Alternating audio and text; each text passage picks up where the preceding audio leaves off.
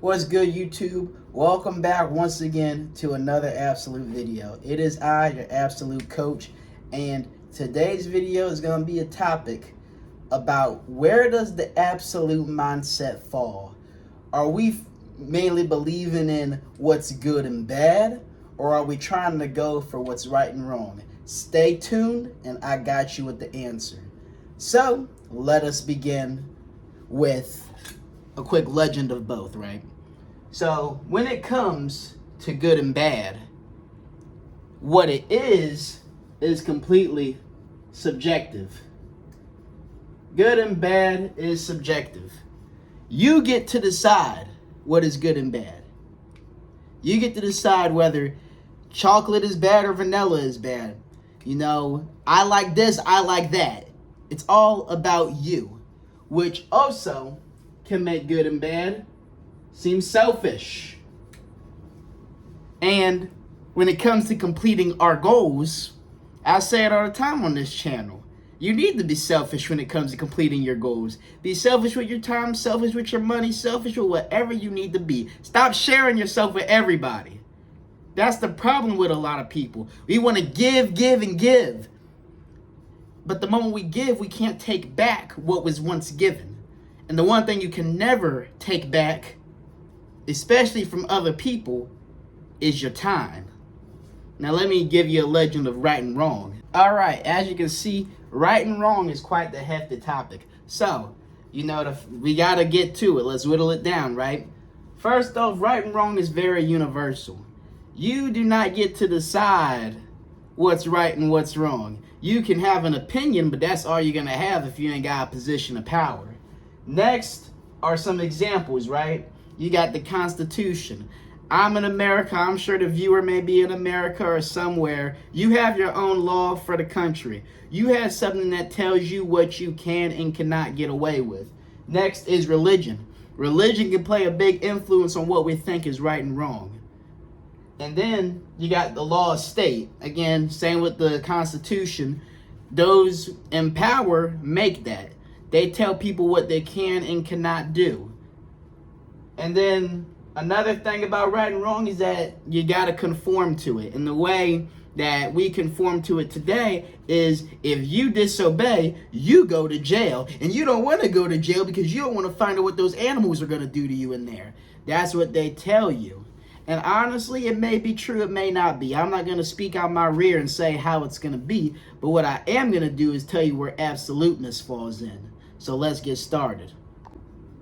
A lot of the time, we define good based solely off how we feel. So let's give an example, right? And I'm going to use extremes here. So one thing that we think is good because it feels good, let's say sex, for example. We say sex feels good. But the Bible isn't going to tell you that it's right. The Bible is going to tell you it is wrong to, or I should probably be more specific, to have unwedded sex before marriage. It'll tell you it's wrong. So, since I put sex in the good, I can't put it directly in the right. I can't do that. I'm not allowed to. Now, one thing I can put in the right is paying my taxes. Right? I can put paying taxes in the right. But guess what? It don't feel good for me to lose money. It don't feel good for anybody to lose money. So guess what? I'm not going to put it in the good. I mean, the good thing is that I'm not going to jail. But guess what? They're taking my money. So, that's an example of how good and right may not always be aligned. But there's always that middle ground, right? One thing we can say is both good and right is helping that pregnant lady at the store put away a shopping cart. We could say, helping an old lady cross the street is both good and right. Like, there is that middle ground, and I put it up here to basically tell you that there can be similarities. But most of the time, it is not going to be that because good is completely subjective. Right is by law. All right, now we're on to bad, right? I have an example for bad. And one thing that's bad is when someone's chewing loudly. Or like, why are you being so obnoxious? Stop chewing so daggone loud. Close your mouth. They're smacking their food and everything. But guess what? They're not wrong. It may look wrong to us, but we can't call it wrong. We can only call it bad.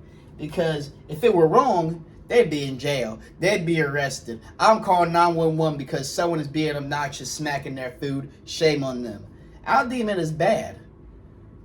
And then, when it comes to wrong, let's say, let's say jaywalking.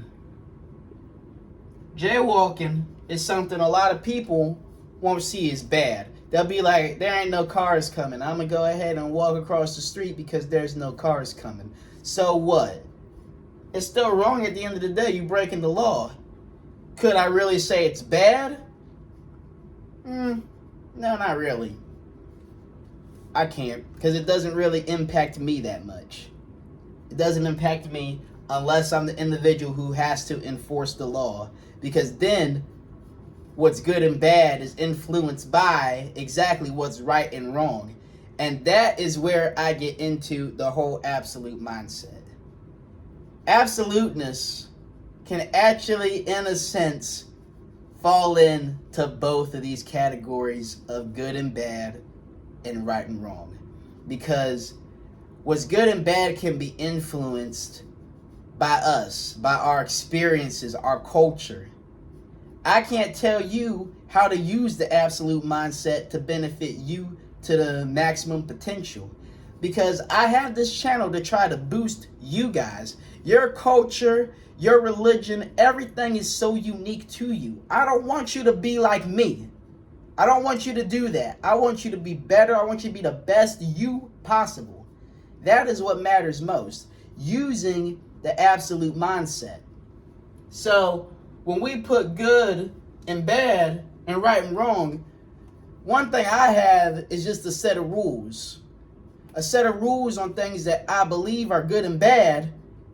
And then what it does is tell me what I see and what can be seen as right and wrong.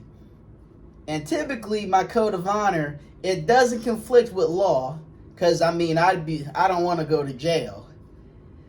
So if you come up with a rule system like me, think about what you deem as good and bad and right and wrong. Sex, it can feel good, but is it wrong?